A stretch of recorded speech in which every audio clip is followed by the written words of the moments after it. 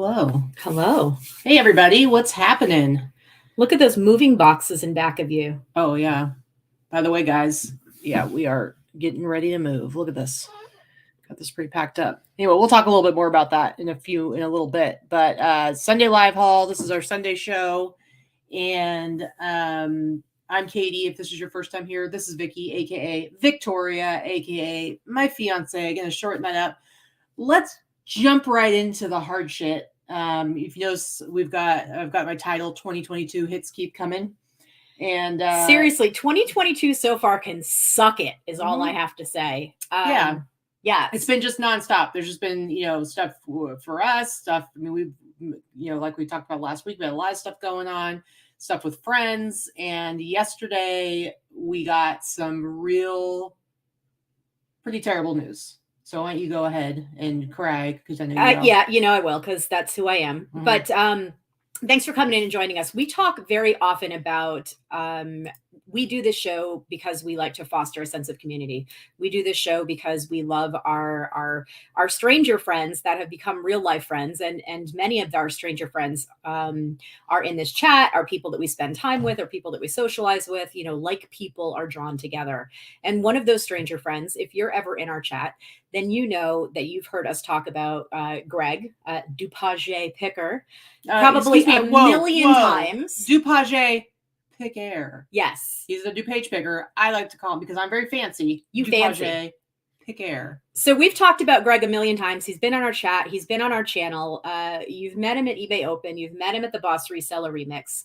And we joke all the time. He moved out to Vegas for like a minute and then shut down the entire city because COVID happened and everything shut down about 4 days after he moved here. Mm-hmm. So anyway, Greg is a dear friend of ours that was a stranger friend that is a real life friend. And he received some really disturbing news this week. And with his permission, I am sharing it here. We are sharing it here. Greg had contracted COVID toward the end of October, right after the remix, and he was really sick. He was probably one of the sickest people that I know that had COVID that didn't die. And he's been feeling poorly ever since. He's got a lot of what they call those long hauler symptoms. It's been difficult for him to have the energy to even work the way that he normally would. And he is a full-time reseller. He wasn't feeling better. So he went into the doctors several times since then and went in to have some tests done earlier this week. And come to find out, Greg actually has cancer. He was diagnosed with a form of leukemia. It's a pretty rare form of leukemia. There are fewer than 2,000 cases in the U.S. every year. What that means for him is that he is unable to work. He's going to be unable to work for the foreseeable future. He not only was diagnosed, but he was admitted into the hospital and then transferred to a specialty facility immediately for treatment. It's going to take some very aggressive treatment, starting with chemotherapy. He's hoping to avoid stem cell therapy, but that is an option as well. So the chemo is very aggressive. He needs to do 2 rounds a day. I believe it's 3 times a week. Greg, correct me if I'm wrong, but he's in the chat. He's in the chat 3 times a week. And it's going to be a really tough haul for him. From diagnosis to pretty much immediately being admitted to the hospital, where he's going to be for, as right now they're saying, 3 to 8 weeks. Like that. I don't even know how you process something like that. So just to give a little backstory on Greg, I'm not going to air all of your personal crap, but Greg is single. He does live alone. He had just given up the place that he was living literally the day before he went into the hospital. So he is technically homeless right now because there is nowhere for him to go at the moment. Not if he could, not even if he could. He is in the hospital for the foreseeable future. But he is a full-time reseller and relies on reselling as his only source of income. And those of you that do this for a living know that if you are not listing, if you are not selling, if you are not shipping, and clearly he can do none of these things, there is no income. So right now, I know Greg has a social worker. We're not worried about the medical bills or any of the medical treatment. That type of thing is beyond us and beyond anything that we can help with. And anyone. And anyone, really. I mean, because 8 weeks in the hospital. Our medical system, as we all know, is god-awful. But what we want to help Greg with, and what we can help Greg with, is to get this community together to help rally behind him. We do have a link to a GoFundMe that I started with Greg's permission last night. We've already raised about $4,000 in, I don't know, 16 hours. But the goal is to make sure that his bare necessities are paid while he's in the hospital, and then be able to get him into some place where he can recover and rest. It's not like when his treatment's over, he's going to be 100% top notch. God willing, he's going to make it through all of this. And I know that we're all cheering him on, and he's going to fight as hard as possible, but he's going to need some time to recuperate and get back up to speed financially and physically. So the goal is to pay for storage unit, cell phone, car payment, so that he doesn't lose those bare necessities while he's in the hospital, and also have some money so that we can get him into a place of his own to go home to, and at least get him covered for a few months while he can recover peacefully and not be worried about these basic necessities while he needs to be focusing on his physical recovery and the treatment that he's dealing with. Anybody that has been in financial stress, and we have all been there, myself included, understands that having the basic financial resources so that you can fight what is what is harming you, is a huge component of stress lifted off your shoulders. So at the very least, I can't fix this for my friend physically, but we can try to help him so that he doesn't lose everything while he's working and fighting this horrible disease that has taken so many people that we know and love. So I wanted to let you guys all know that if you are able to contribute financially, it is much appreciated. If you cannot, that's okay too. Times are tough for everyone, and we completely understand that. Go ahead and just share the GoFundMe if you can. Say a prayer for Greg if you're a praying kind of person. Send him well wishes. We are going to also get a link, get an address that you can send cards to. If you want to send him a card or send him, a box of chocolates or something like that. This type of stuff is essential to keeping somebody's spirits up when they are feeling horrible, and staying in a hospital for a couple of months is nobody's idea of a good time. So funny cards, please. Funny cards are great. I can tell you from experience that this community comes together. And when Katy was in her accident a little over 3 years ago, those of you that have been long timers on the channel, Greg, one of them, this community came together to help us both financially and emotionally in a way that I can't even talk about still without crying. We would not have gotten through. She would not have gotten through what she went through. We were in a very different place financially. And at the time I seriously was a little delusional. It was like, I'm going to be back to work in like 2 days. And the reality was I couldn't really work for like 2 months. And the stress that I would have had to deal with to worry about how was I going to pay the bills, that would have been really difficult. But because of all the help from the community and you guys coming together and giving us your support. And the people that sent cards and gifts and funny things just to make her smile, that was just as important as the financial aspect. I'm going to tell you, I'm thinking specifically of Amanda Clark and Jennifer Baum, and people that sent, Jennifer sent something like 6 different cards to be given to Katy at different times when she was going through her recovery. It's just really important stuff. And this reseller community is unlike any other community.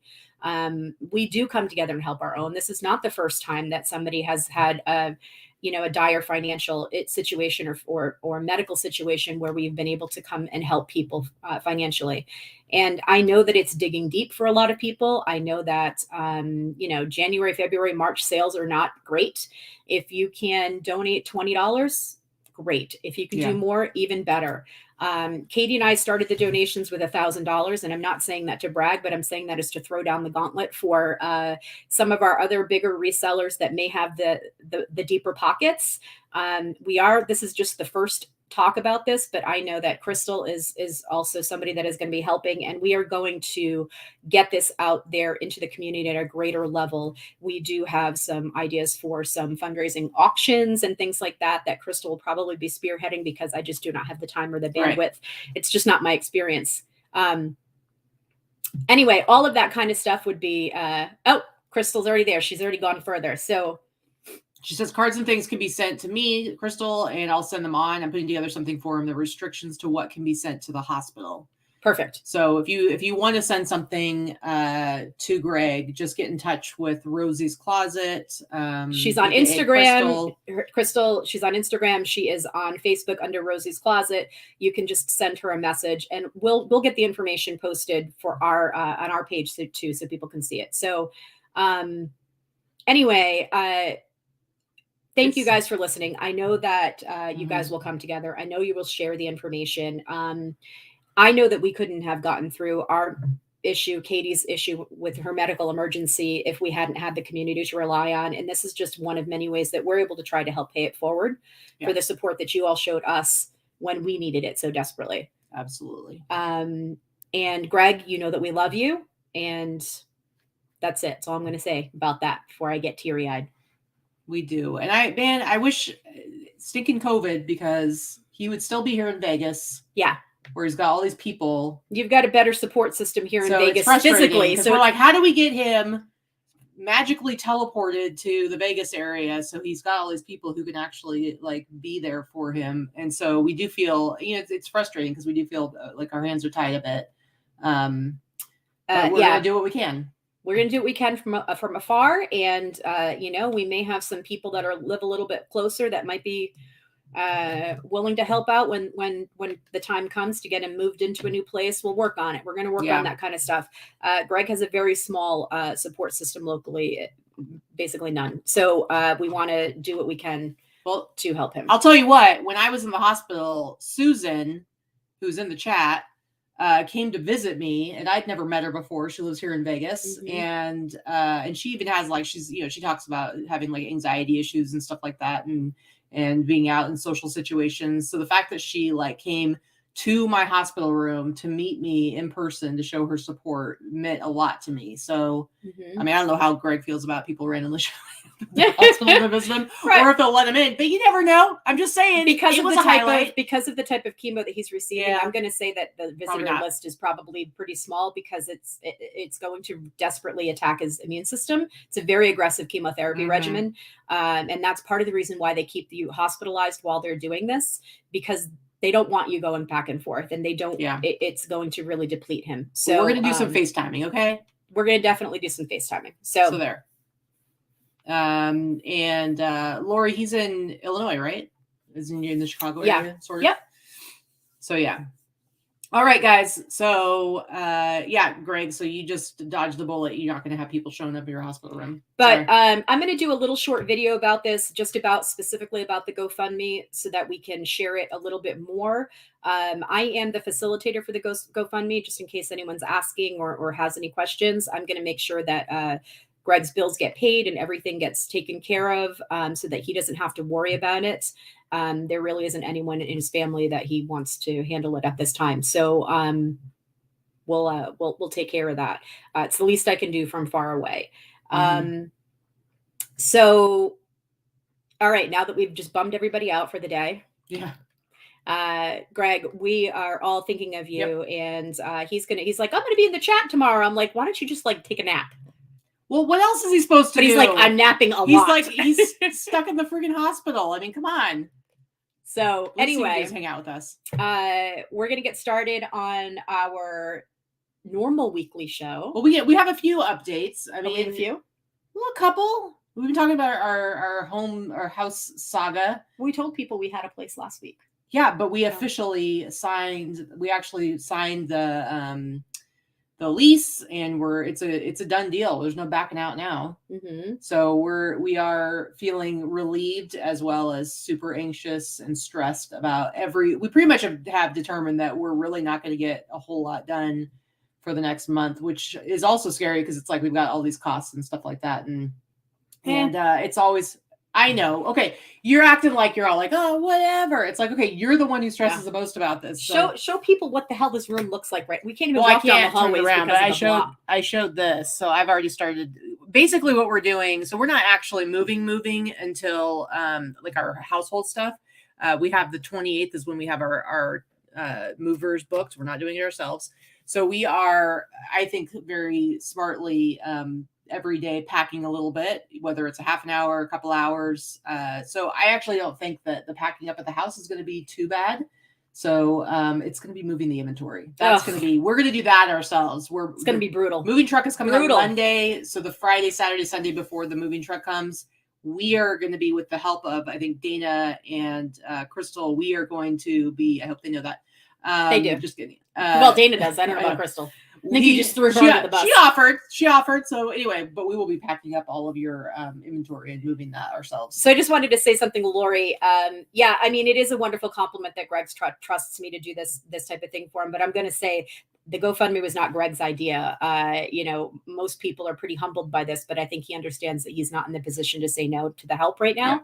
Yeah. And I spoke with him yesterday and kind of forced him into it. And but between Crystal, myself, and Katy and our friend Dana as well, that there was no question that we were going to do something. Mm-hmm. And this is the least of something that we can do from afar. So yeah, absolutely. And when I had my accident, Teresa is the one who really drove it home to us that the people that care about you, they want to help. They want an avenue to help. You know, you always hear people say like, well, just let me know if you need anything. And the reality is people want a way that they can help. The way that they can help, even if it's just financial. And because sharing a link. When people care, they feel very helpless, very helpless when they are not able to physically do something. Mm-hmm. So it's not something, you know, I can't go and fix this. I can't go and physically take care of Greg. I can't go and and bug him and hang out with him in the hospital because he's too far away. But this is something that I can do from, 2,000 miles away or whatever. So this is the way that we can help. And that's all there is to it. You're getting helped whether you want it or not, Greg. Yeah, Greg. Du page pick air. All right. Okay. Should we get into our show? Yes. Let's get into it. Real quick though, what's up with, did you suddenly become a hockey fan? No. I hate the sportsing. Vikki's wearing a Golden Knights t-shirt. I don't want to talk about it. First of all, I hate t-shirts. Listen, I'm a chubby girl with big boobs. T-shirts look like I'm wearing a tablecloth. It's not a good look. It ain't cute. Our friend Shelly's ain't cute. Our friend Shelly's in town, and after the show, we're gonna go meet up with her to play bingo. And listen, I don't know if I have ever met anyone who's this serious about bingo. She's serious, but apparently she won like $4,000 playing bingo the last time or something like that. But she had rules and things that we needed to do. And apparently if we're wearing Golden Knight shirts when we go to bingo, we get something. I don't know, but whatever. So basically I think you spent $40 on a t-shirt. So you can probably get like a $10 prize. Probably. I suppose I'll have it and I'll keep it if I ever do the sportsing thing again, but whatevs. Yeah. So Lori, I completely understand that I am one of those people that has a very hard time asking for help, very hard time. And I'm going to say that when Teresa, who was forced us to do the GoFundMe for Katy, when I was, Katy was in the hospital and trying to get better and feel better. And I was completely overwhelmed and freaking out. Yep. That was her that forced us to do that. And then I'm going to say that my sister set it up. And there's the other thing is that, our friends here in town physically forced me to accept help. Dana being one of them. Dana, my friend Amber, and our friend Dorothy, they just showed up. Yeah. Literally showed up at the door and said, okay, I'm going to help you ship. Not that I couldn't ship on my own, but they also knew that I was completely overwhelmed with everything. And they just wanted to be there to help. So they did help me ship, and they helped me ship Katy's stuff, and they helped me be sane for a couple of hours a day when I was like spinning out of control. Yep. So this is what happens when people care about you. They show up and they kind of force you to accept help. Yeah. And I am that person. I will force you to accept help, but I'm not very bad at asking for it. So I get that. That's the way it goes. Yep. All right, let's jump into our show. Sunday Live Haul. We break it up into 3 parts. The first part, we look at our real numbers for the last week, what gross sales across all our platforms, some of our fees, cost of goods, stuff like that. Second part of the show, we look at our sales highlights from the week, either some really awesome sales or something we think is interesting or maybe educational. And then the last part, we look at our haul. And you went to the bins 2 times again, because when you went the first day, it was pretty terrible. And so then you went back and got even more stuff. And then I went to yesterday's fits. Plus, we went to First Friday to meet up with a friend of mine who's visiting from back home. And we kind of stumbled on, I just had never gone to First Friday, which first of all, go early. The parking's terrible. It's a nightmare. But we'd never been before, and we didn't realize they do like, there's a whole like parking lot where they do like a pop-up vintage. Yeah, we kind of did we stumbled upon it as we were walking back to the car. Actually, we ended up having a very long dinner. Yeah, and because it took my friend 40 minutes to find parking. It was ridiculous. We lucked out and got like the last parking spot in one lot, but geez, guys. Anyway, so yeah, so I got a couple things from that. I don't know if you brought up. I think you brought up one thing from that. Maybe. Right? I brought both of them. I bought 2 things. She got 2 things. So I'm definitely going to want to go back. Probably not going to happen this next one because we just will be moving at the time, or we will have just moved. But at some point I want to go back because it was pretty cool. There was a lot of really cool stuff. Everybody says we're blurry. I know. Oh, we are blurry. I don't know why we're blurry. We're not on one of our screens, but we are on the others. Hold on. Because this is the actual feed. Yeah. Yeah, I don't know, guys. I'm sorry. Maybe try refreshing. But it's showing up blurry on ours. As long as you can hear us, it'll be all right. Maybe. I know. It's like, what? Do we have an unstable connection or something? Jeez, I hate that crap. I know, right? We pay $1 bazillion to have like the I'm gonna put it on our feed on standard, and maybe it'll come through a little bit better. So let me know if that improves it. Maybe try refreshing your feed and see if it's a little bit better. I don't know. Sorry, guys. Yeah, we got the glamour lens on. Maybe when we move, we're going to have better internet. Can we just hope for that? I think that looks like it's a little bit better. Okay. Anyway, let's get into this. I've got the soft lens filter on, so you can't see all the wrinkles. That's it. Okay, let's go ahead and look at our numbers. So this last week actually was okay for me. eBay still haven't been able to. I haven't hit 2,000 in a week on eBay in quite a while. But I had 20 eBay orders. This is all through yesterday. 5 between Etsy and Thrilling, with one of those being Thrilling, nothing on Instagram. Woohoo. 9 orders between Grailed and Mercari, with 7 of those items being Mercari. I don't know what's happening with Mercari. What's happening over there? Nothing. You doing some stuff on your phone. The total of 34 outgoing orders. eBay gross sales $1,785.28. Etsy and Thrilling $510.15, with 199 of it being Thrilling. And Allison, big ol' F you. Yeah, sorry. And then Grail and Mercari gross sales $855, with 739 of that being Mercari, which is nuts. Mercari beat out Grailed and Thrilling and Etsy, not eBay, but that's anyway, a lot. Yeah. And 155.09 for shipping, and then all the fees there. And then I did have pretty high cost of goods this week, which I'll get into when I show the stuff I sold. $500. So my net total sales $2,126.82. My gross average sale price $92.66, which is awesome. And my net average sale price $62.55. That's pretty good. Not bad. That's real good. All right. Gross and your net is really good. Yeah. Let's look at yours. Okay, so I think I did a little bit better last week than this week. This is still not horrible. It's over 3,000 total, but meh. 31 orders on eBay. 16 between Etsy, Thrilling, and Depop. That broke down to 13 on Etsy, 2 on Thrilling, and 1 on Depop, 2 on Poshmark. This is why my sales are It's coming up that my other sales are making up for it, but Poshmark went to shit 3 weeks ago when they changed everything, and then mine has not recovered. My Poshmark store has not recovered, and I don't really understand why. Yeah. So 6 on Mercari. So Mercari woke up. I haven't listed anything on Mercari since October, but it's awake. So 55 total orders. That's usually my average, 50 to 60. So 1867 on eBay. Nah, little low. 840 between Etsy, Thrilling, and Depop, which is great. Look at my Poshmark sales. My 2 pathetic Poshmark sales. Mercari beat Poshmark. Mm-hmm. So my total was 3165 for the week. Not a bad week. Shipping was a little high. I did have a couple of large items and some international items. And then you see the breakdown of all of my fees there. My total cost of goods, $173. It's always pretty low between bins, sales, and everything else. I don't pay more than $3 or $4 an item. Mm-hmm. My net was $22.67. I do like the net to be closer to $2,500 to $3,000 a week, but $22.67 is not terrible. My average sale price is right about where I liked it to be, between $55 and $60, so $57.55. And my net average sale price is $41.22. We're pretty close this week. Look at that. I think you did, your gross is like $15 more than mine. And then you're about. My net was lower. A little over. Little higher. Sorry, a little higher. But a lot of that has to do with your shipping is so much more than mine, even though. Yeah, it's pretty cheap to ship just t-shirts.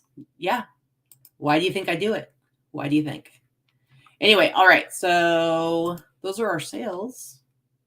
Not bad. Not terrible. They were not terrible. I'm ready to have like a crazy awesome week. I feel like eBay like teases me where I've had in the last couple of weeks, I've had like one day where I had crazy good sales, like bam, $500 day on eBay. Same. And then 0 day. And then 0 day. Or like this week I had like bam, like almost $1,000 day between eBay and my other platforms. I had all the stuff selling all over the place. And then like the next day I did $20. So it's just like, why can't it just keep going and have like very little consistency? It's definitely the reseller roller coaster, as we call it, right? Not for the faint of heart, because let me tell you, it's always going to be driving you crazy. All right, let's go ahead and look at our sales highlights for the week. Highlights for the week, and see how we did. Let's start with these things. What's happening here? So I picked these up at the bins, right? If you were a 90s person, you remember what I'm talking about. They're not even in great shape. Take a look at them. They've got there's Steve Madden. You can barely tell because the label on the inside, the cloth label, is lifted up on one side. On both sides, it's lifted up because it was glued down. If you're a girl and you've had Steve Madden shoes, you know exactly what I'm talking about. These are not the elastic ones. They're just leather on the top. But you can see they're kind of beat up. You know, the toe pad has like it's like missing from being worn so much. I loved these freaking shoes. Like, I had a pair of these. I wore the shit out of them. Yes, broken ankle shoes. Absolutely. Susie. Yeah. You would go and, you know, you'd be walking along and then all of a sudden one ankle would go up from underneath you because the platform was so high, and then you'd like practically snap your ankle. But damn, they were cute shoes. And so somebody paid you over $70 for these raggedy ass shoes. That's why I showed. It's not because they're like a fantastic sale at $64, but I probably paid $2 at the bins. Ridiculous. And they're not even in good shape. And they sold within 2 weeks. Yeah. No. Terrible. All right. Anything else? No, I just wanted to say, like, that whole 90s aesthetic is big right now. 90s aesthetic is hopping. Yeah. Dana says they have the elastic ones at Ross right now. Oh, I've seen them. They're not quite as high of a platform as they used to be, but I did see them. Ridiculous. All right. My first one. I loved that movie. Well, this is the sequel. Did you watch the sequel? No. Okay. So this one was, you know, I sold it for 65. I got an offer for 65. I had this for a little while, but I wanted to post this because this is actually a kid's t-shirt. It's pretty small. And I don't pick up a lot of kids stuff, but when I do, it's usually because it's some sort of movie shirt. But yeah, this is more bad news. This is the sequel, but it's just a 70s vintage t-shirt for kids. Sold it for $65. But like I said, generally, I do not want to sell kids stuff. It doesn't sell for as much. I think an adult size of Bad News Bears would probably sell for a lot more. But I paid like, what I have it written down here? $5 for it. So it's like $5 for 65. And how much room does it take up in my bin? Nothing. Yeah, Dana, I've seen the chunky, ugly Doc knockoff sandals. Those were ugly when in the 90s. I got to say, those were never a good look. They were not cute. They're still not cute. They weren't cute then. And the knockoffs are even worse. Yeah. But yeah. Now this thing's going to be popping up 500 times. I know. Sorry. All right. Next up for you. So this was something Katy had given me, actually. I don't know why you had this poster, but you had this somewhere. We went to an estate sale in California, and it was that one where the house was kind of a dump, and it was like just crap everywhere. It was a hoarder. It was a literal hoarder house. And I think we were there on like the last day of it, and I found a few cool skaters things. And don't mind the photos. The photos are terrible. I do have someone else taking photos for me, and I'm not trying to knock this, but these are really bad pictures. They show the quality of the. It's hard because it's a poster. So yeah. I didn't see this until I went to go list it, that it was held down with, I don't know, Christmas decorations. But I saw this poster and I was like, I can't let this like get thrown out. And so I got it and I just gave it to Vikki to sell. Well, and I had it in my inventory in my room to list and photograph for probably 3 months before I bothered to do it.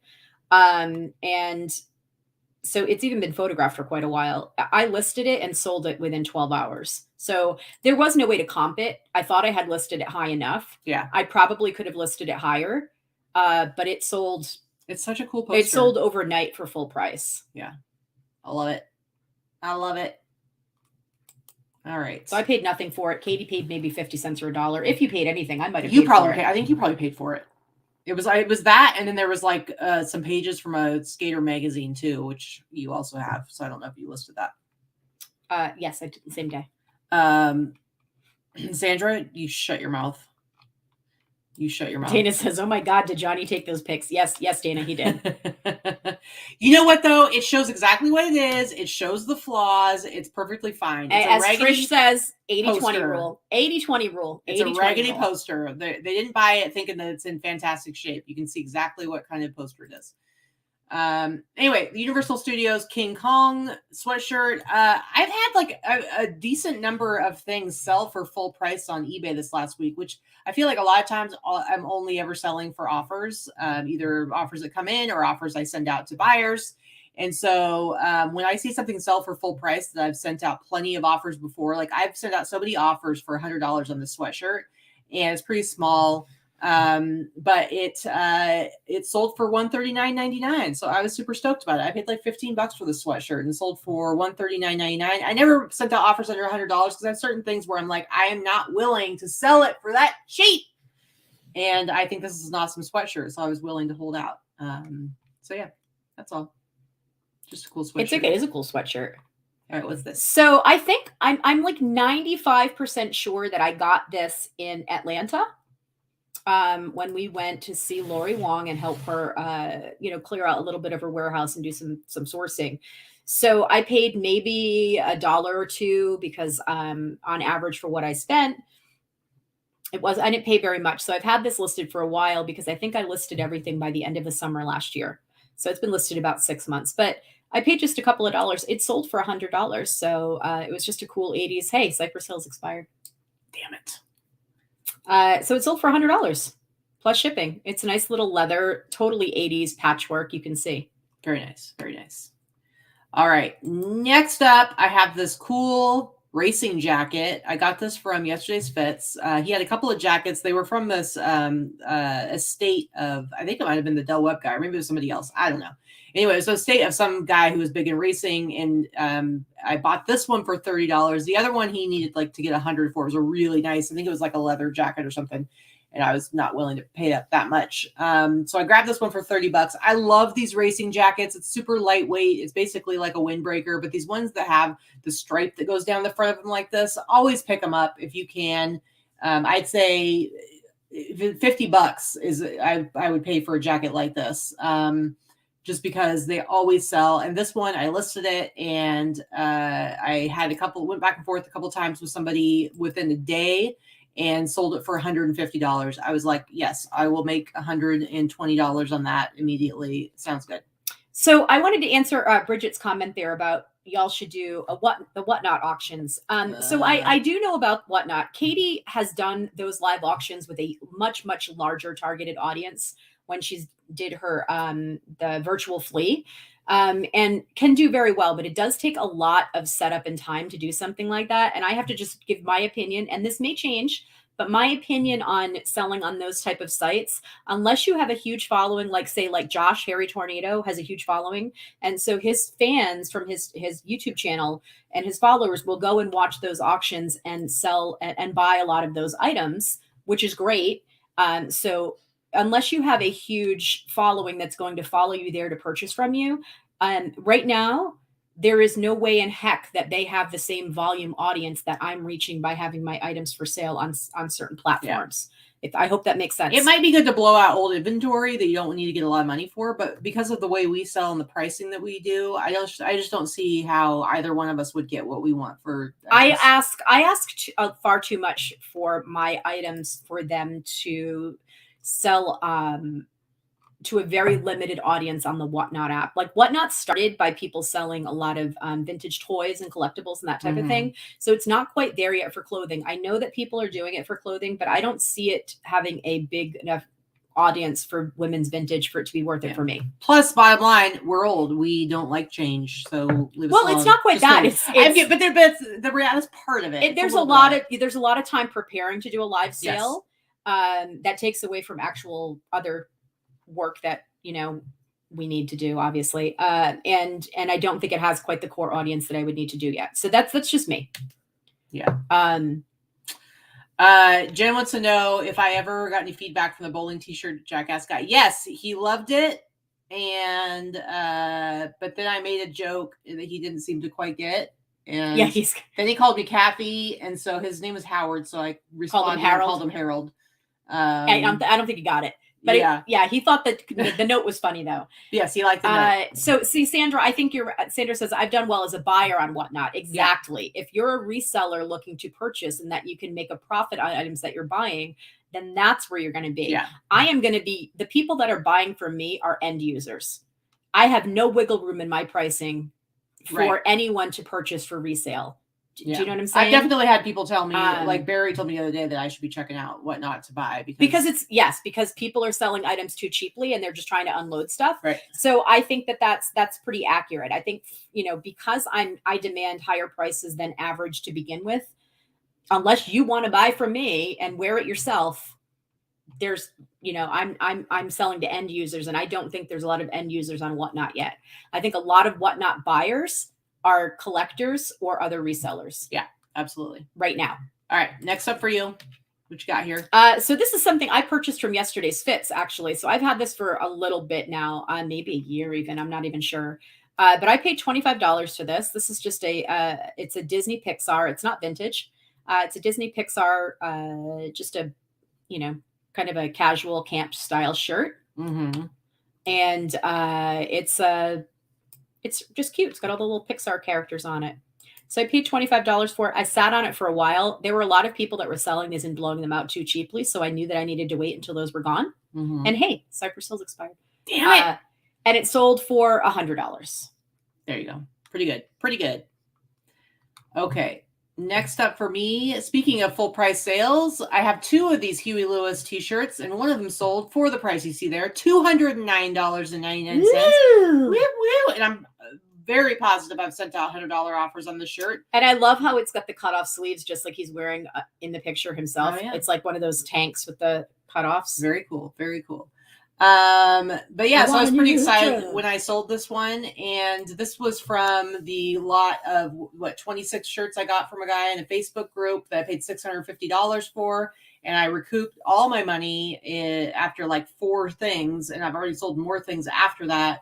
So again, just gravy, gravy, gravy. So the average cost of those items was like $30 per piece. But now it's like I still have like 20 shirts left from that lot, and every single one I sell is just money in my pocket. So I feel pretty good about that. Crazy. But it's funny because a friend of ours who's not a reseller, he had posted like he had picked up a Huey Lewis album on vinyl, and I said something like, "Oh, I have that shirt," and I showed it to him, and then he was like, "Oh, he's probably selling that one for $100." I'm like, "No, $200," and then it sold. So there. People, friends of ours that don't do what we do are kind of always like, "You sell what for what?" Yeah. That's funny. I think you guys can all relate to that. They're like, "What? Why would anybody buy that for that?" I'm like, "Well, you wouldn't, but other people do." He also had the what's that? The Loudness t-shirt that I had. He had that album on vinyl, and I said the same thing. I feel like he needs to post some more vinyl stuff he has that have t-shirts to go along with, because I keep selling them after he posts about them, and I say something. So anyway, all right, next up. This was something I pulled from the bins in California. Fancy. When we were in California last month, we did a little sourcing trip, and I pulled this from the bins. It was actually in great shape with the exception of that one little hole. I think that hole, it looks like it was like a rust stain. I think there was a pin in it at some point. Yeah, probably. But anyway, this dress was very pretty. It may have been earlier than 80s. This may have actually been 50s, to be honest with you.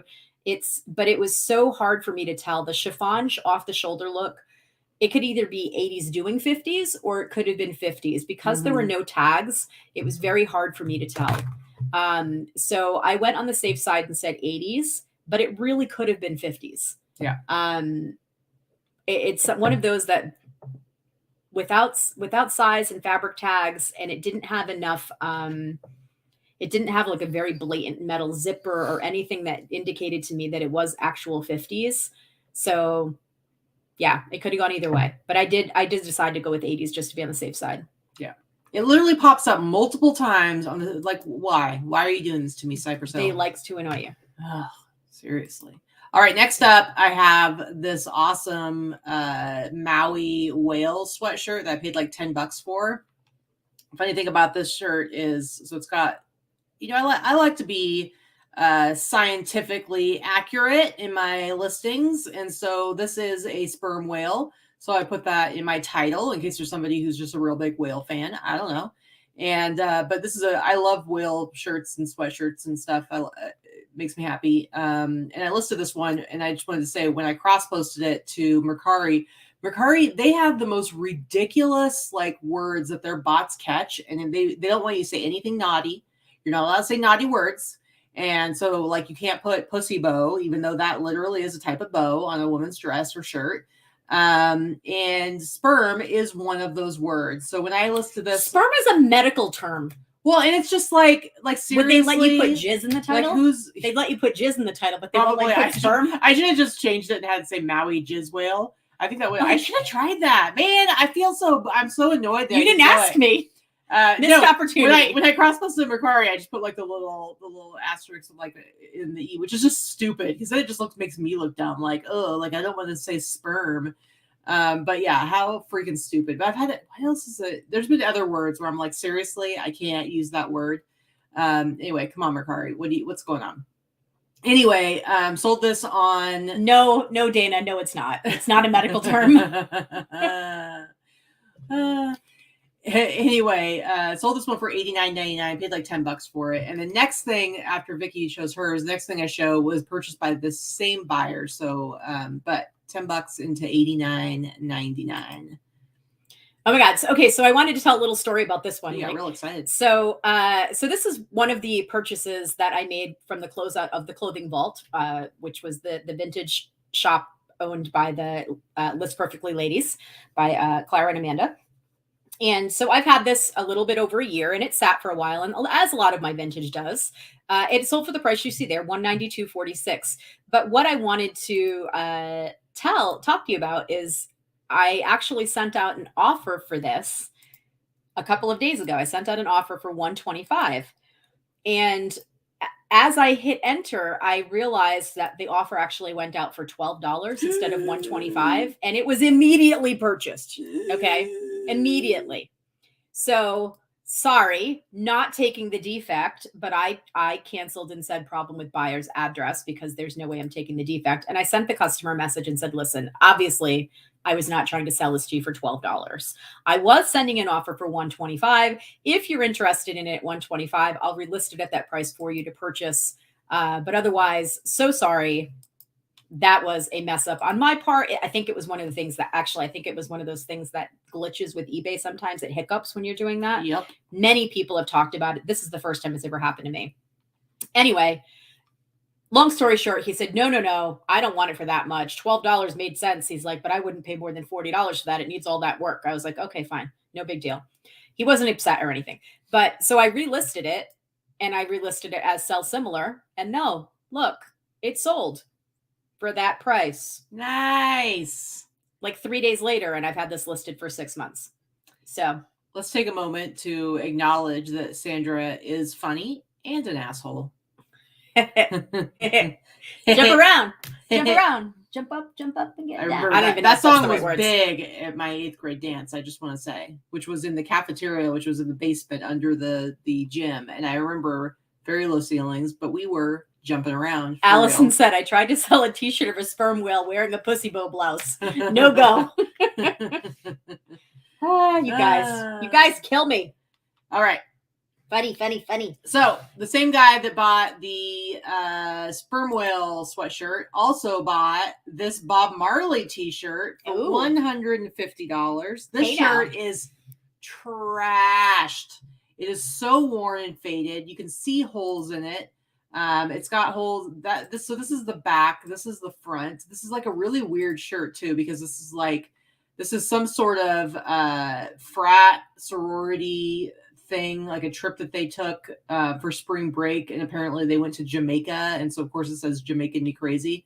Ridiculous. And then they put Bob Marley on the back of it, and it says lively up yourself. So it's just kind of a non-standard traditional Bob Marley shirt. So I threw a high price on it, but I was like, I don't know if anyone's going to buy this. But look, I sold it for $150, you guys. I paid like sometimes I surprise myself, right?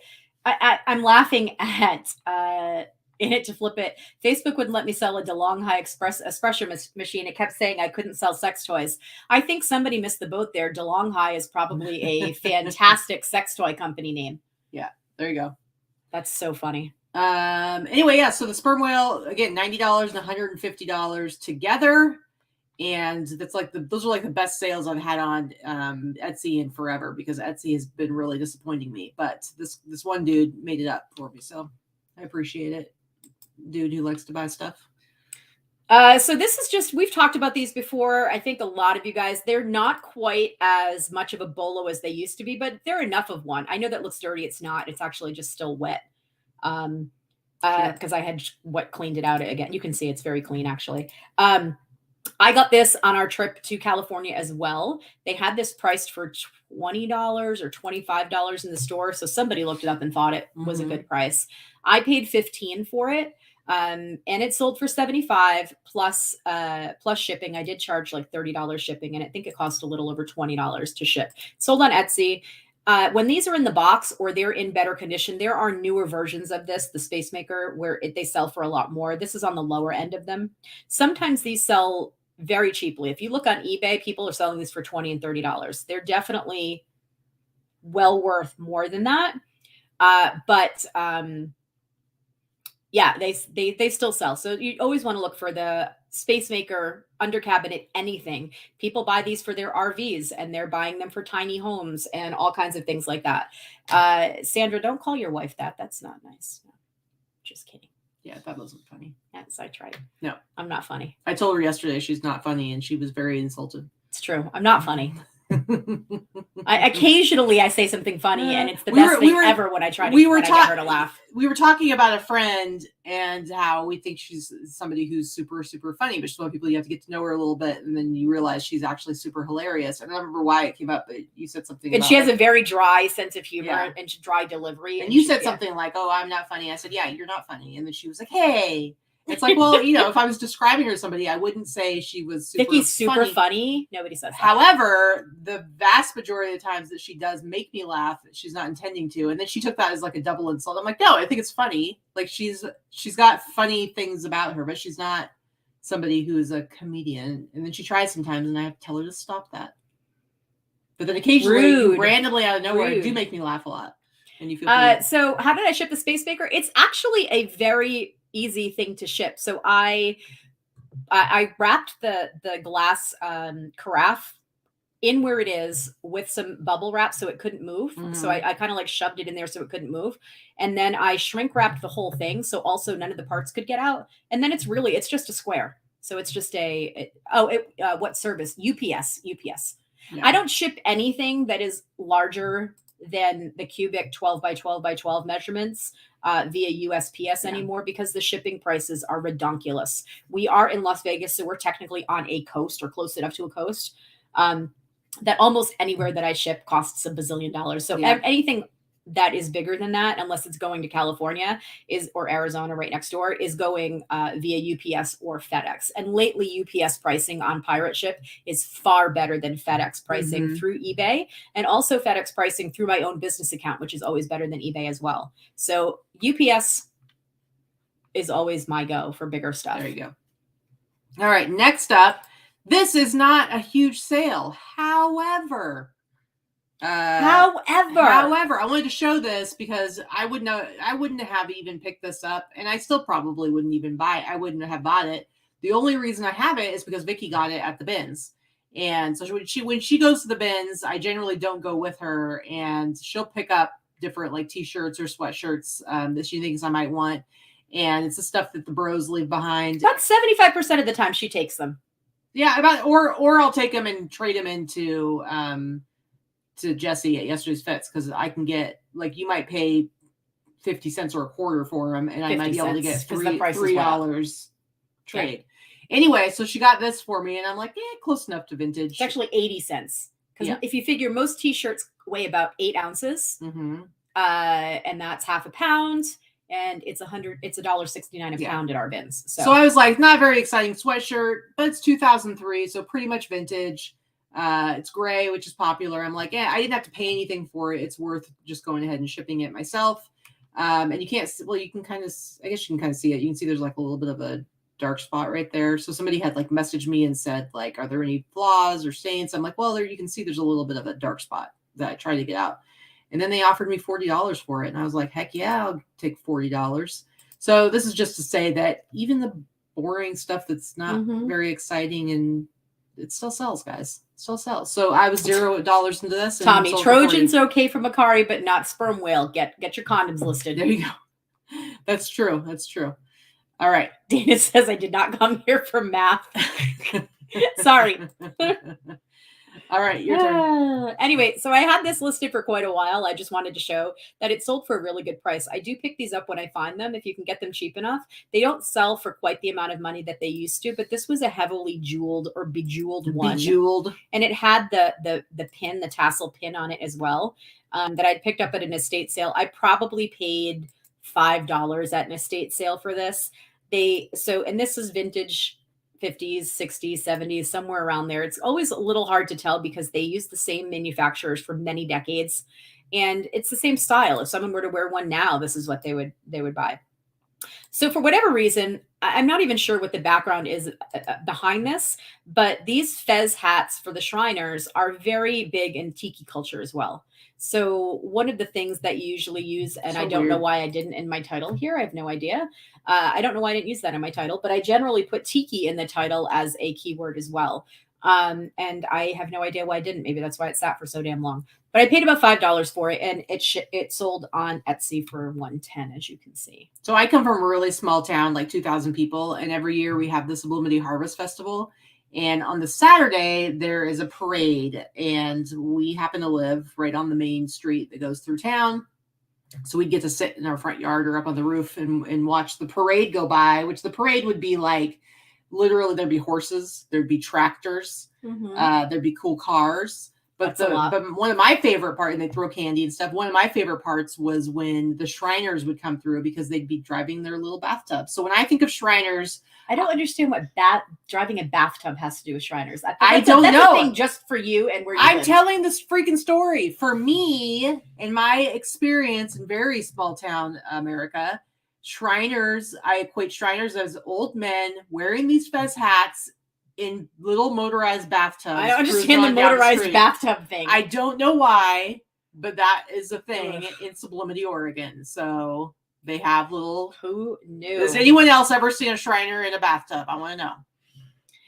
So yeah, I just want to address that real quick. Adele, that's not from Pirate Ship. That is an adjustment on shipping that is coming from UPS or USPS. They hit thousands of people and thousands of accounts, usually the same day of each month.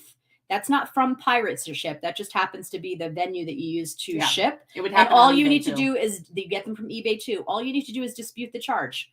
I've disputed every single one, and I've won every single one. And I don't use 12 by 12 by 13 boxes either. They're just hoping people are not going to dispute that. So you just dispute the charge. It says how to do so right on the email that you got from Pirate Ship showing you the adjustments. And you should have the adjustment credited to your account within a couple of weeks. They've always been really good at when I've disputed my adjustments. See, look, Jen says that her Shriners drive little tiny clown cars in parades. And and Lori says that they drove tiny cars, not bathtubs. So for whatever reason, they need and they do it in California too. So I don't know what that is. They drive tiny cars apparently, but for some reason in Sublimity, Oregon, it's tiny little bathtubs or regular sized bathtubs, but they're still pretty small. So. Yeah. So Adele, I actually had 16 of those last month. And they totaled I think $60 total as far as the adjustments. And I was like, hell no, I disputed every single one and I won every single one. So don't freak out about it. I think it's a system that just automatically sends that crap out and tries to catch as many people as possible. I really do. And there's, some people are never going to see the email. They're not going to see the adjustment. They're not going to do anything about it. They're not going to dispute it. And that's what they're counting on. So, see, in Louisiana, they drive clown cars in the Mardi Gras parade. So I don't know what it is, but apparently it is a Shriner thing. Yep. And yes, Adele, they do come all on the same day. Yeah. Yeah, it's like one day a month they send the adjustments out to everybody everywhere. I don't get it. But we had a big post about it in our group too, and there were many people that got hit the same day. And with the same adjustment too, 12 by 12 by 12 that you shipped out, they're telling you it's 12 by 12 by 13, which is bullshit. It's not. So I don't know. All right, next up for you. Or wait, that's you. That's me. Next up for me. So this one, not a crazy sale, but I had actually bought this t-shirt just a couple weeks ago when Thrilling did that ridiculous online sale where it's like everything was filthy and stained.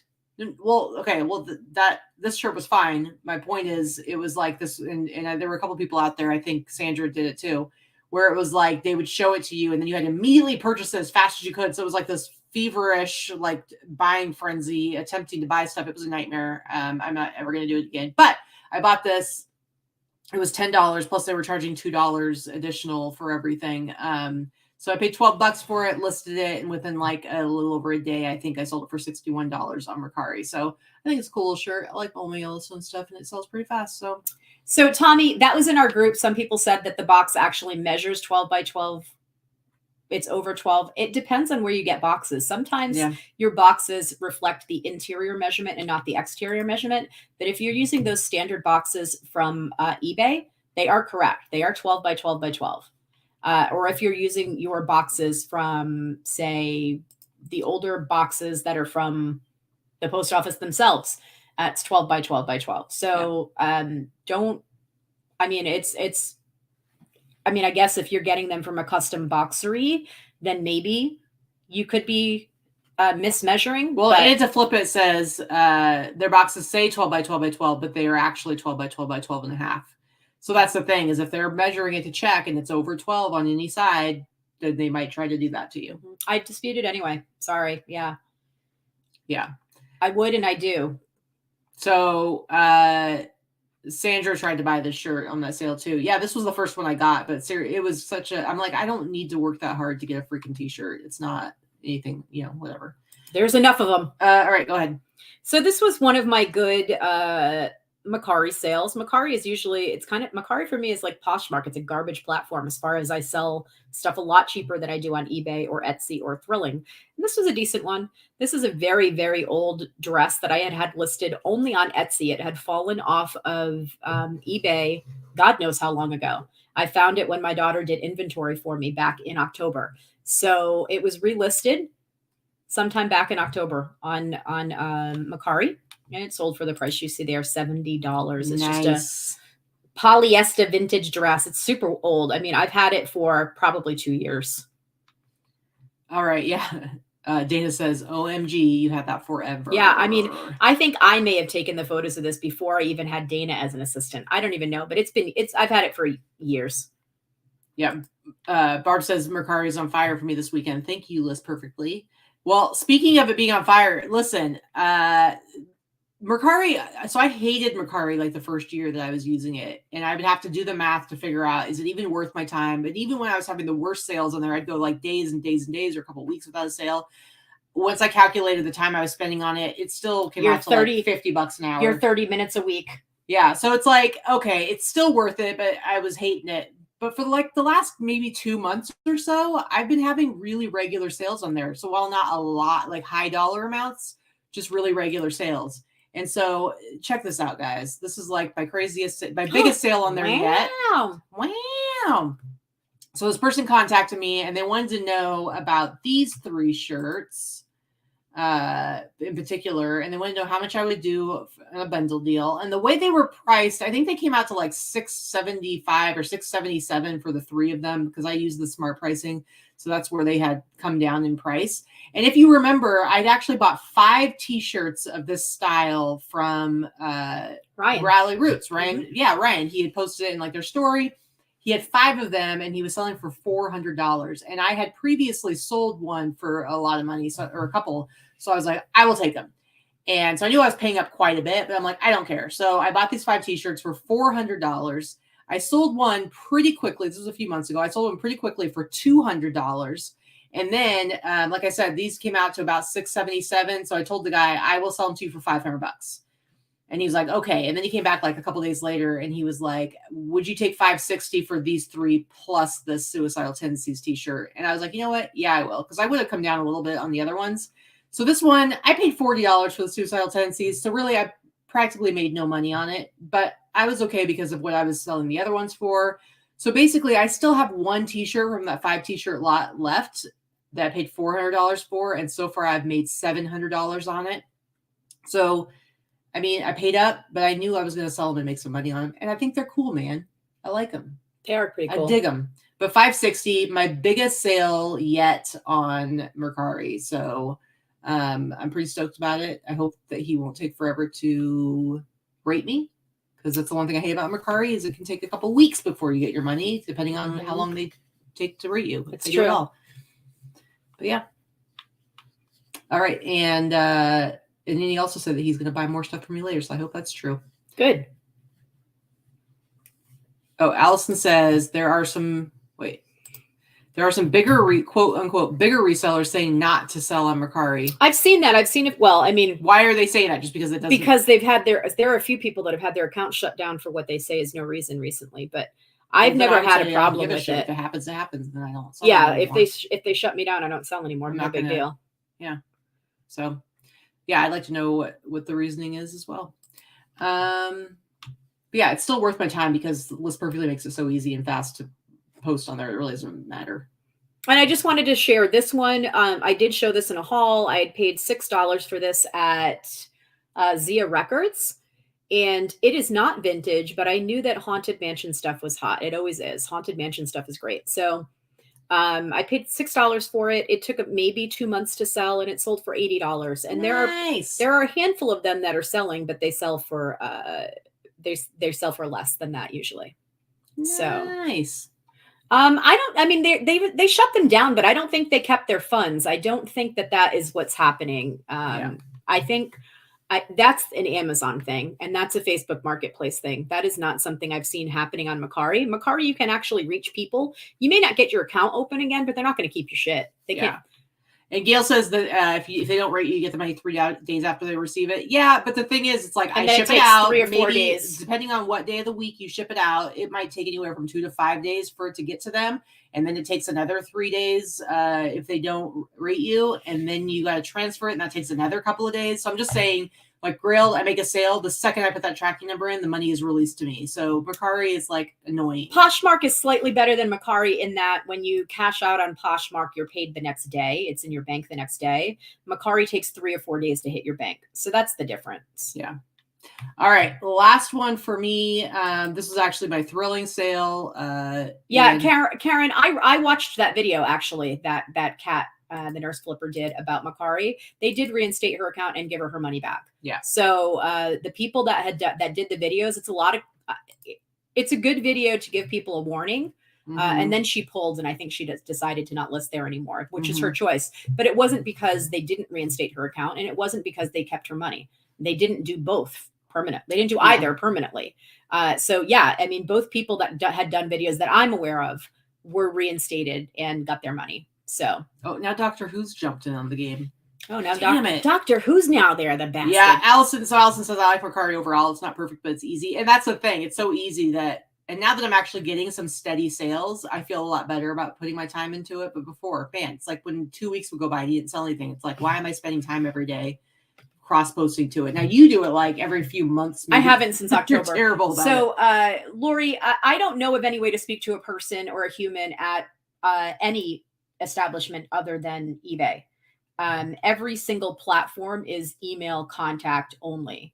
I don't believe there is any human being. I will say to anywhere. I've never talked to anybody like on the phone at Grailed, but I will say Grailed has a very responsive customer service. And there's been a couple times when I've had problems and they get back to me right away. There's been a couple times where I had somebody trying to scam me.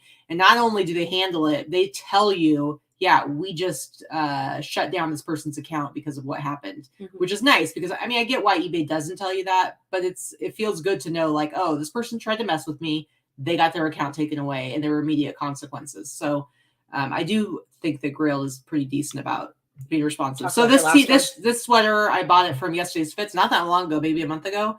It is a cliff angle sweater. I paid $30 for it and sold it for $199.99 on Thrilling. So Thrilling is now my new most hated platform just because it's such a pain in the ass. But then it's like when I do rarely sell something on there, it's usually something for a pretty hefty amount. So it's hard to totally hate it, but I'm just going to go ahead and keep hating it because it pisses me off. That's all. And that's it. All right. That's what we got. We're going to do our little haul here. I mean, we both have a smaller haul than usual. I mean, I had a lot of stuff, but I don't have a ton that's like super exciting. So, you want me to start as usual? Yeah, go ahead. I don't have a lot of hard goods today, guys. Sorry. Hard goods were weak ass at the bins 2 days in a row, but I did get some good vintage clothing and things to show. And I did have one cool pair of boots I wanted to show. So talking about that whole 90s aesthetic that we were talking about earlier with shoes, this is a really cool, these are not Doc Martens, although they look like they kind of could be. But these are vintage Guess boots that I got at the bins. They are made in Spain, vintage Guess. These are closer to 80s than 90s, but they're kind of like pretty cool, beat up, super heavy, thick, well-made leather, like combat boots, you know? They've got kind of a cool looking, almost like a wrestling shoe toe. Does that make sense to anyone? But the big metal, like the brass rivets and stuff like that, they're in really good shape. They're pretty big. So I think, I haven't even looked in to see if they're men's or women's. I honestly don't know. Nor did I really look them up, but I'm going to list them somewhere around 100, 125. Yeah, there you go. So Lori, Thrilling, you don't really need to do anything with List Perfectly for Thrilling because you can just send in a CSV file, which you can download directly on Etsy, or Vikki does use List Perfectly when she gets her CSV file because List Perfectly upon her request did what? Yeah. So here's the thing. Thrilling is not integrated with List Perfectly. It's not a big enough platform for them to ever add List Thrilling, and I don't think they ever will. Adding platforms is very expensive and time consuming. I don't see List Perfectly adding Thrilling because it is a boutique platform. Okay, just send them CSV. So what they did do is they do accept a CSV file. They used to only accept a CSV file from Etsy, and then I started sending them my CSV files from List Perfectly because it was a lot easier to customize. Etsy, you can't customize a CSV file. Yeah. On List Perfectly, you can customize if your listings are on List Perfectly or you've used List Perfectly to cross post so that it's captured your listings in some way. You can customize the CSV file by platform only. So I customize mine, but I choose Etsy only, and then I choose it by dates. So if I know that I sent Thrilling a file on March 1st, then I am going to send them a file that from Etsy only, March 1st, anything that I put on the platform for Etsy from March 1st until whatever day I send it. And that way they don't have to sift through and figure out what listings I've already been listed, nor do I. It literally takes me about 30 seconds to download it and send the email to my Thrilling rep and take care of it. That is something that List Perfectly added as far as the customizable CSV stuff because I asked. That was something maybe other people asked as well. I don't want to take full credit for that. But I asked several months ago for them to add it because I knew it was going to be a fairly easy thing, but is so invaluable for time. And then Thrilling, I worked with them to add the List Perfectly as an option for a CSV file. They didn't want to do that at first. And then we were able to get them to do that for, and work with their tech department. They had a bunch of questions for me and now they do it. So yeah. Allison, real quick before we move on, that's because Thrilling does not technically have a men's category. So everything's under women's, and then they put men's in the title. It's dumb. It's stupid. Here's the thing. They'll put men's in the title. The other thing I wanted to say about that is they do not have a women's category that you can see on your side. Men's category that you can see on your side. If you want to have your rep tag your men's clothing on their end, I had to get clarification for that because I had been told 19 different ways. And that is the clarification. You cannot choose the men's category on your side. Even when you go in and try to save it, it doesn't save. Their platform is still a hot mess. So dumb. But if you get a good rep that will work with you, as mine does, I have the same rep as Dana. She tries real hard. It's, she didn't create the platform. So yeah, they take care of it. So it's so dumb because you go to, if you're a shopper and you go to the website and you click on men's and then go to t-shirts, there's like 85 listed, not the 1,000+ t-shirts that I alone have on their platform. Just saying. All right, go ahead. Show us. Yeah, if you go and list the items individually rather than using a CSV file, you can choose the men's category. Whether or not it's going to save is another story. If you go in and try to edit existing listings and choose men's, it may or may not save. Mine have never saved. I did all of them and they never saved. I have not bothered to do it again and I'm not going to. So you're not going to do it? Not going to do it. I don't have the time. Wouldn't be prudent. Go ahead. Okay, so not huge money makers, but 2 items that I always pick up at when I get them at the bins or garage sales or things like that. Branded beach towels, right? So vintage beach towels that are branded in some way can be good money. I'm going to turn this one over. So this is a Polo Sport from the 90s. Cool, man. Anything Polo Sport actually sells really well, both the clothing and any kind of like home goods or anything like that. Polo Sport is 90s polo. And they did bring it back, I think, more recently, but 90s only out a little bit, but and it's not super popular anymore as it was, but it has not quite jumped the shark the way Tommy Hilfiger did. But in any case, I think I paid about $1 for this. It's just a big beach towel, and I think I'll list it for like $50 or $60. I'm gonna use it on my yacht. And then this other one that I picked up, again, paid about $1. This one is a Dolce & Gabbana. This is probably came with it's got the name of a cologne on it. I was going to say, it came with like perfume or Yeah, cologne. It came with perfume or cologne. It was one of those, freebies. I'm trying to see what the name of it is. It's not like cool water. It's something water. I don't know. Is it on the bottom there? Yeah, light blue. And it's just a cute towel with lemons on it. There's one that sold for like $35 in the last 90 days. Again, we are not in beach towel season. And then there's a bunch of them listed for $75 and up. So I'll probably sell this for $75 or more. Very nice. I think it's pretty cool. Again, I paid $1 for it. So keep an eye out in the linens bins, but also like that's just a good thing to try and pick up. Let's see. This is a bins purchase from this week. I thought this was pretty cool.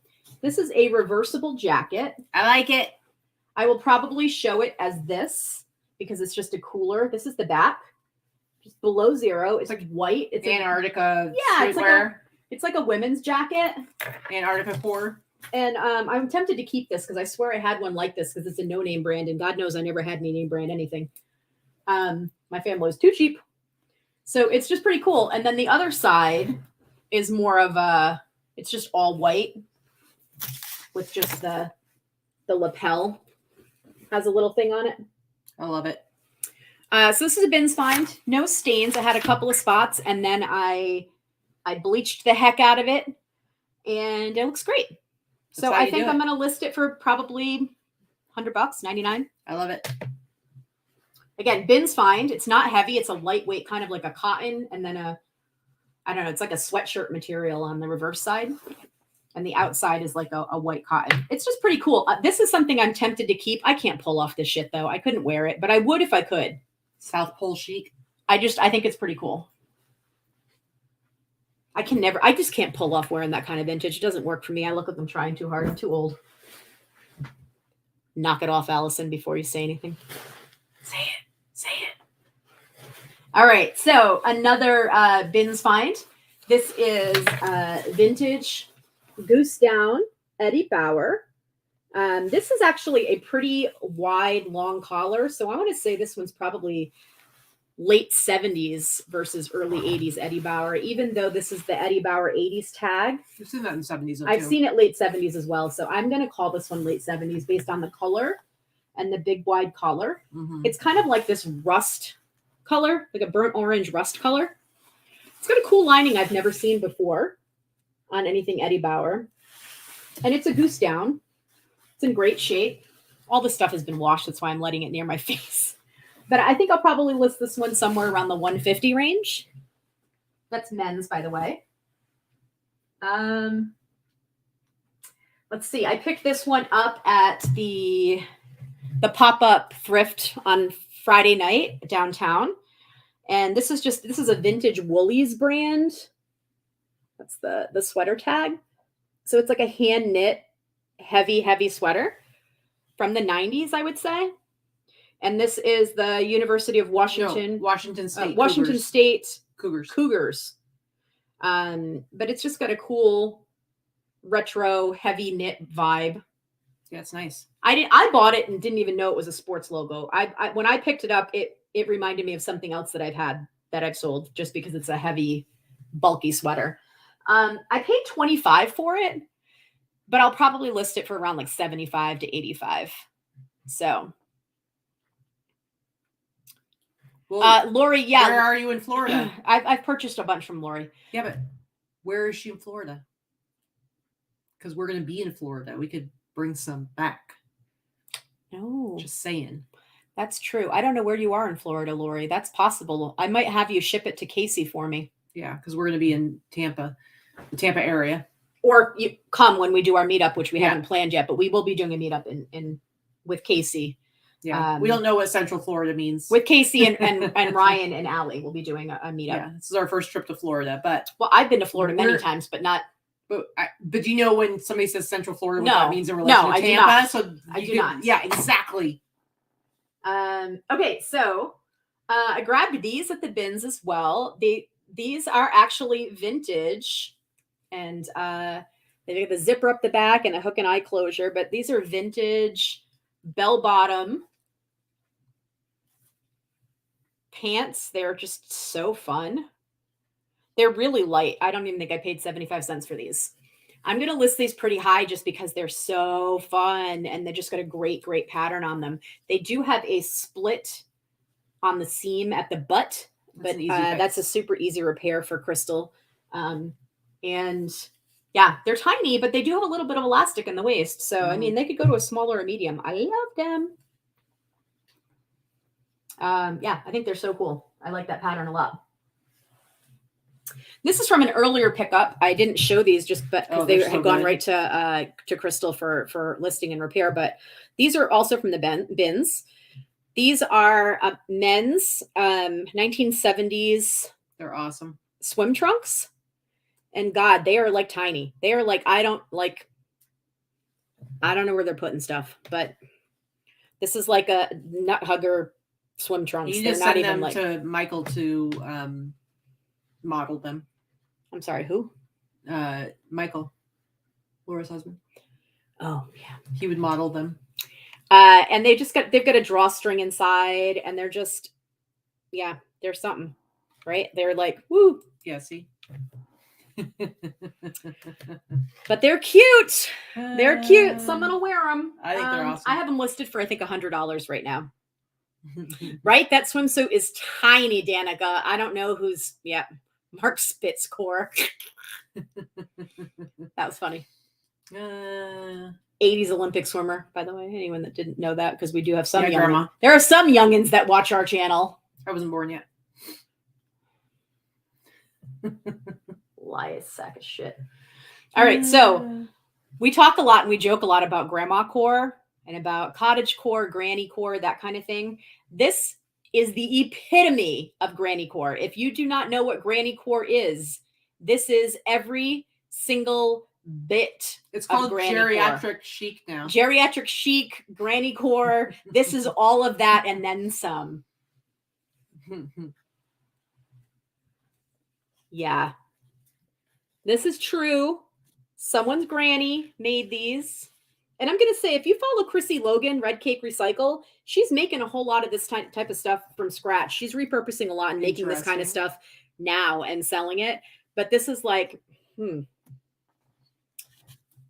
Allison with her lame ass joke that I've heard. That joke's almost as old as you, Allison. Interesting. I think it's funny. Here's the granny core. It's if you look at this, it's got all these teeny tiny little bows all over it with bejeweled, bedazzled, with the lace, with the rickrack, with the fabric on the pop-up collar on this sweatshirt. Like, come on now. They took everything. It's everything granny core, like in one sweatshirt. The sweatshirt offends my eyeballs. Yeah, it does have some staining. I have bleached the heck out of it. Thankfully, the staining is fairly light on the bottom. You can kind of see it a little bit here, guys. It's like little, like it's some yellow staining. But man, this is. I almost wanted to wear this for the show today, just so you could. But you didn't have the just so you could be balls. like. And I wanted to address Dana's comment about those shorts definitely have a 30s, 40s, 50s Rock Hudson vibe for them. I actually thought they were older than they are. And then when Crystal was listing them, they do have a tag in them. She looked up and she saw that she actually looked at the tag and saw that the RN number and everything, it actually does fit the 70s based on the tag and the copyright on the tag. But I didn't look at the tag when I was looking at them. I was looking at style, and they absolutely looked 30s, 40s, early 50s to me as well. But yeah, this is fantastic. Fantastic. Nanacore. Yes, that's it. Nanacore. I called my grandma Nana. I don't know what I'm going to list that at yet, but last time I sold that ugly one, that sweatshirt that had the jean neck on it, I mean, I listed it for $80 and it sold in 2 days. So something, I mean, I don't know. I don't know. All right, I've got 3 more things and then I'll let Katy go. This is a vintage jacket. It's kind of like it's a cotton jacket. I love this. This is probably my favorite find of the week. And this actually looks kind of like a members only style jacket, kind of like a. Let's see who figures out what it is first. Yeah. Show them the details. So this is from the 80s, first of all. So this is the back. It's white with purple. It's all embroidered. It says Beauty and the Beast. It has shoulder pads. And then when you look at the front, keep the dream alive. I love Vincent. And it's got the elastic on the bottom type of white jacket. It. So this is not Disney Beauty and the Beast. For those of you that remember the 80s with Linda, what's her name? Linda Hamilton. Linda Hamilton and Ron Perlman. Beauty and the Beast, the TV show. That's what this is. This is Beauty and the Beast TV show. This is like super fandom fancore or something. But it's like a fan club shirt. It might be from a fan club. It might be something like that. It's definitely not something that is handmade by any stretch, because this is not an iron on or anything. This is So yeah, I'm pretty psyched about it. This belonged to the mother of somebody who's probably obsessed with Twilight. It was not cartoons. He was a cat man. He was sort of a cat man, yes. And it was Ron Perlman. Mm-hmm. So I don't know what I'm going to list that for, but I'm probably going to list it pretty high. There's definitely not anything else like it. Mm-hmm. And then, okay, I picked this up at the pop-up thrift as well. This one I paid $15 for. I think it came from the same guy. Yeah, it did. She kept finding stuff and being like, "You need to get this." I'm like, "Yeah, you get it and sell it." And she's like, "But I don't sell that," which is ridiculous because she does. Yeah, but I don't sell that.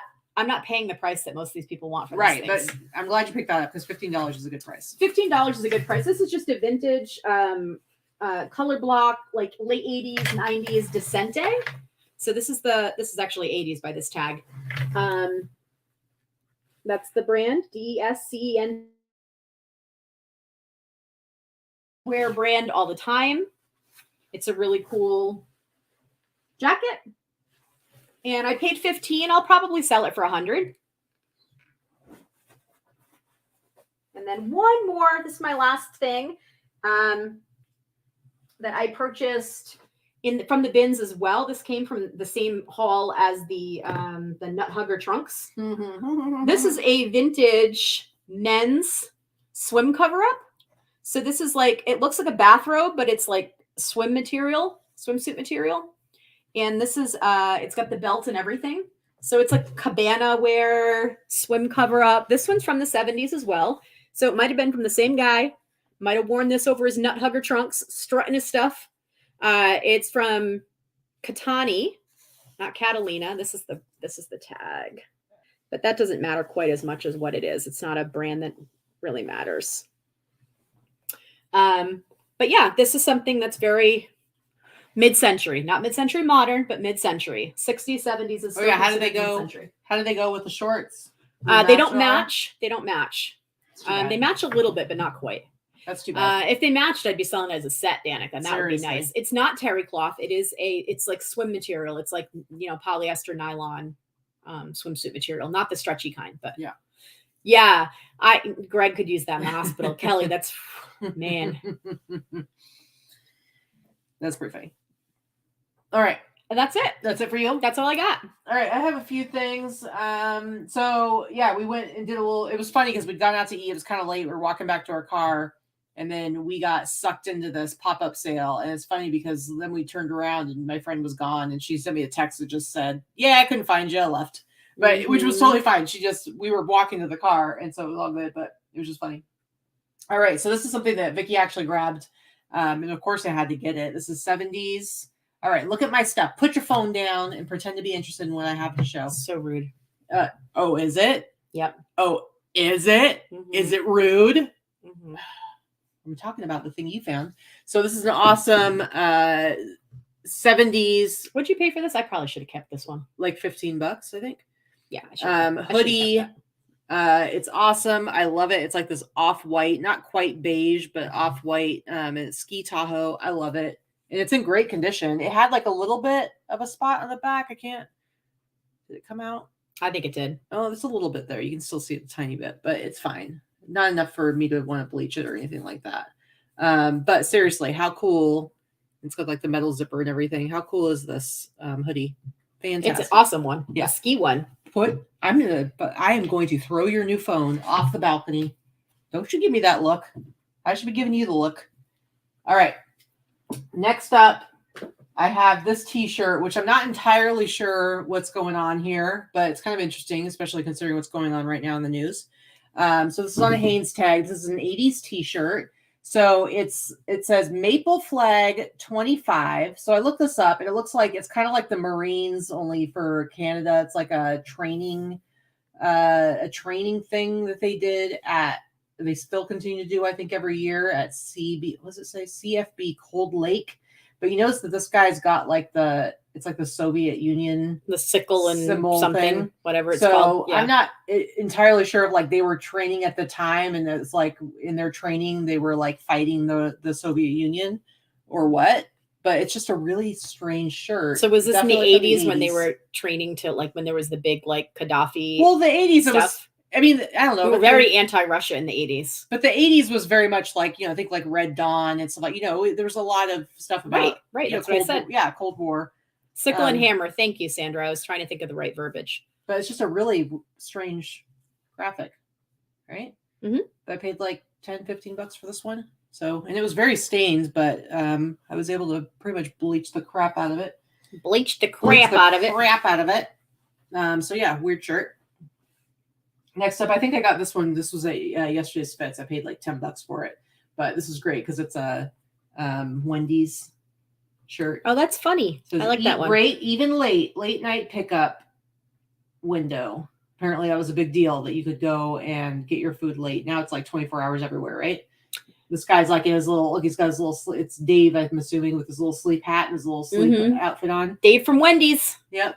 Who would roll in his grave if he knew how crappy their food is now compared to what it used to be. I still like their burgers. Way better than Burger King. But they're not. They're paper thin now, and that was the thing. It used to be they were known for having better quality. That's all. Yeah. All right, next up I've got this No Fear gear. I got this at the pop-up thing too. No Fear gear, and then very inappropriate, non-Mercari friendly back. Will work for sex. I believe that's called prostitution, and I support it. Hey, sex work should be legal. There you go. Anyway, legalize it. Legalize it, tax it, make it safe for everybody. How about people can do whatever they want?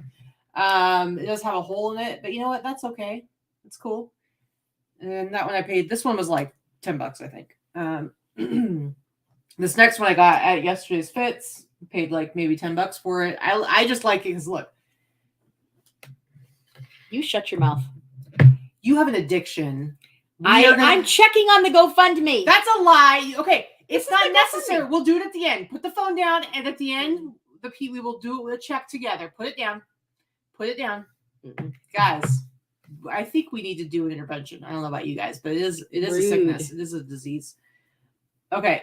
I remember when you would go to the hair salon and they had like all the different drawings and illustrations of how you could get your hair cut.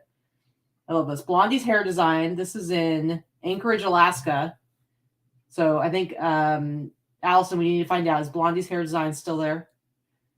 But I love it. Ridiculous. Just absolutely ridiculous. You should see when we watch a show together, guys. Every 5 minutes, she's like, wait, what happened? Mm-hmm.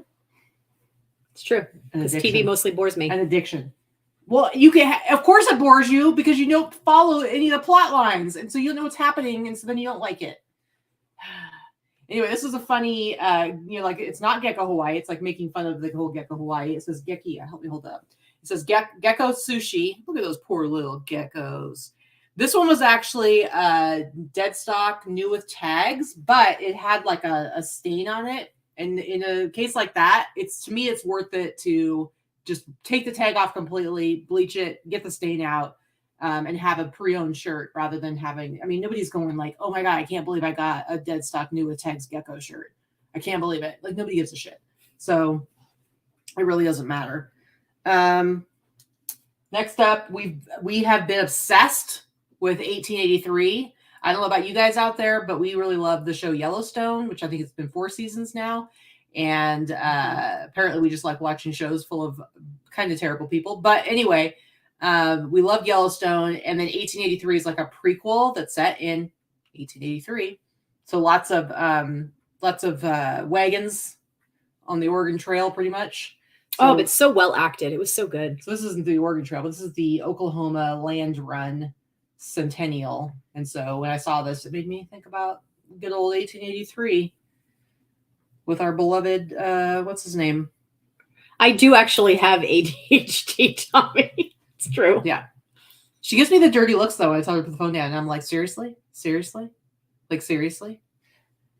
All right. Next up, check it out. Diet Dr. Pepper. I was obsessed with Dr. Pepper when I was a kid. I won a year's supply of it once, which turned out to be 15 cases. And my dad made me get half diet because apparently, I was literally like in 6th grade. In my room, I had 15 cases of Dr. Pepper. Half of them were diet. And I'm like, okay, is diet really a better solution? What do you think? For a child? No. But anyway, Diet Dr. Pepper. That one I paid like $5 for. Blondie's Hair Design's still there. Yeah. Yeah. All right. This is the one shirt. So I bought I went to Yesterday's Fits just to get some filler, like to get some bread and butter. But I did get one shirt that I paid up for. Everything else I paid like $10 for. This one I did pay up for it.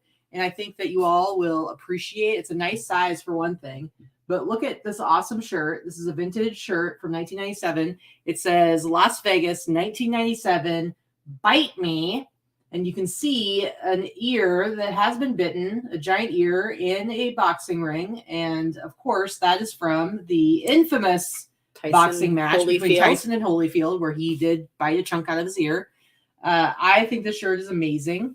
I did pay up for it, paid like $75 or something like that. But I intend to sell this for at least $200. I think it's hysterical. It's amazing. It's on a merino tag. Anyway, sorry guys, I haven't taken pictures of these yet, but I just prepped them all. And so I don't want them to get all wrinkled. And so I'm kind of awkwardly holding them in my lap. Next up, Vikki didn't recognize this brand, but remember, she didn't know what cross colors were. So we'll see if anybody out there knows. This is an awesome crop top, short t-shirt, Jimmy Z. This is like from like the 90s, late 80s, early 90s. Jimmy Z was just like a surfer brand kind of thing. And maybe I'm the only one that remembers it because my grandpa's name was Jimmy Zilverberg. His real name was Moses, but we called him Jim, or everybody called him Jim. Anyway, I love it. Look at it. It's got it's got the puffy paint. Yep. But I think it's awesome. I love it. Yeah, we'll see. How many more you got? Just a couple. Okay. All right. So I went to the one of the booths I went to at that pop-up. They had a couple of racks of cheaper stuff. This one was marked down to like $15. See, Greg said the same thing I said. I thought it was Z Cavarici too. We're East Coast people. I think Jimmy Z was a West Coast brand. Maybe. And Z Cavarici, I think everybody knew Z Cavarici. But my first guess when she showed that to me was Z Cavarici. No. Jimmy Z. Jimmy Z. So did Laura. Laura's, well, she's Michigan, not quite East Coast, but closer east than west. Yep. See, Liz remembers Jimmy Z. All right, so this t-shirt, it had some stains on it. First of all, we were shopping at night. You couldn't see stains on anything, so I just assumed there were going to be some stainage, but I was able to clean it up and paid $15 for this one. It's a nice shirt. And then there was another one. Actually, I did pay $15 for this. There was this one. There was another one for $25, and then there was this one that he had priced at $60. So the total added up to $100. So I went up and was like, would you take $80 for all three of these? And he's like, well, I can't budge on the price on that shirt because I've already marked it down, but I will give you $10 off this other shirt. So basically I paid $90 for three shirts, which I think is a fair deal because I should be able to sell this one for like $150. But it's just an awesome, really big size Magic Johnson tee. It would be better if it were a better team. I feel like the Chargers I feel like the Chargers are one of the hardest NFL teams to sell merch for. Yeah. But I mean, because I've sold, every, team stuff. I feel like they just don't have as big of a fan base or as much of a rabid fan base. That's just my opinion. Yeah. Takes a while. All right. That's all I've got for today. But that's all you got? That's all I got to share. That's all I got. So we're going to go play some bingo. We are. We're going to go play some bingo with our friend Shelly that we met because of eBay. She works at eBay. Yes. I want to say before we wrap up the show, any of you that came in late and weren't able to see the show, please go back and watch the first few minutes of the show. And if you can, please donate to the GoFundMe for our friend Greg DuPage Picker. Mm-hmm. If you look at the bottom, there is a link to under the show. In the comments to the GoFundMe. It is shareable. The whole story as to what we're raising money for and why is in that, as well as the earlier first few moments of this video. If you are able to donate, great. It is greatly appreciated. If you're not able to donate, we just ask that you share the link if possible. And, please. Maybe say a prayer for Greg, send him some well wishes. Yep. And we'll get the information ready for you. If you wanted to send him a card or something to make him smile, that would be much appreciated as well. He's going to be spending the next 5 to 8 weeks in inpatient in the hospital. And Katy is going to get little Miss Ripley right now. All three. Oh, and tomorrow we are going to go see the Academy of Country Music Awards show. We are going live to see the show live, and Dolly Parton is hosting. It's going to be very fun. We're doing a little staycation. This was our anniversary gift to each other and Valentine's Day gift. We are staying at the Venetian in a king suite. So we're doing a little fancy one-night staycation. Now, don't get me wrong. We probably wouldn't have done this if we hadn't heard that we had to move exactly a week later. But whatever. It's already paid for. So we're going. And that's kind of, we're busy this week, guys. Busy. Greg, you are welcome. We love you. I just want you to focus on getting better and do what you got to do to keep your spirits up. And I'm just going to check in with you and bug you all the time. All three of the puppies had baths today, so they all smell really good and they're fluffy and soft. Let me get this off the screen. We've discovered that recently that she doesn't like, because we keep the dogs, we have a very large downstairs area and we keep them downstairs. And because she's been there pretty much since she's been a puppy, she gets real nervous. We figured out that's why she gets all shy up here, because she gets real nervous not being in her area. Her little comfort zone. Where's your ears? You gonna show them your ears? Say hi to your people. Oh. Nope, you too squirmy? She's real squirmy. Okay. Yeah, see, she's like, I don't want. She's 6 months old now, and she's probably just about done growing. She may grow for another couple of weeks or couple of months, but this breed tends to stop around 6 months. She's just over 8 pounds, and I think that's where she's going to stay. I wish she was still little. And that's it. You gonna let me? Hey, Liz, I have an extra ticket. Get on a plane tonight. You can come with us. Mm-hmm. It's true. Okay. Okay. We have actually 10 tickets, and 8 of them are spoken for. Mm-hmm. So we will be giving one. I think we're going to give one to Shelly if she can go. Mm-hmm. And we still have that leaves one. That leaves one, Liz. Get on the plane. Start driving now. You could be here in time. And we got real good seats. Just saying. We do. We are coming to Florida in the end of May. Like the 3rd week of May, I think it is. 2nd or 3rd week. I don't know. I can't remember the exact dates. But we're going to be putting together a meetup probably on the Saturday or Sunday that we're there. During the day, it won't be during the week, with Casey and with Ryan and Allie. So it'll be fun. Mm-hmm.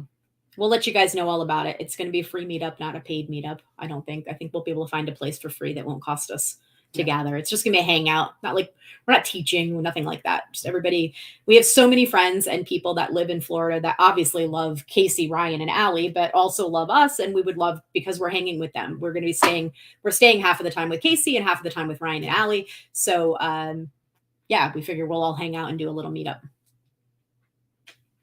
Because they like to see their peeps too.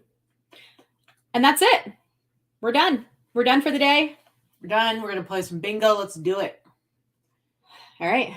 I'm out. Yep. Have a good week, everybody. Greg, we love you, and take care of yourself. We'll talk to you soon. Bye, guys. Okay. See you soon. Bye.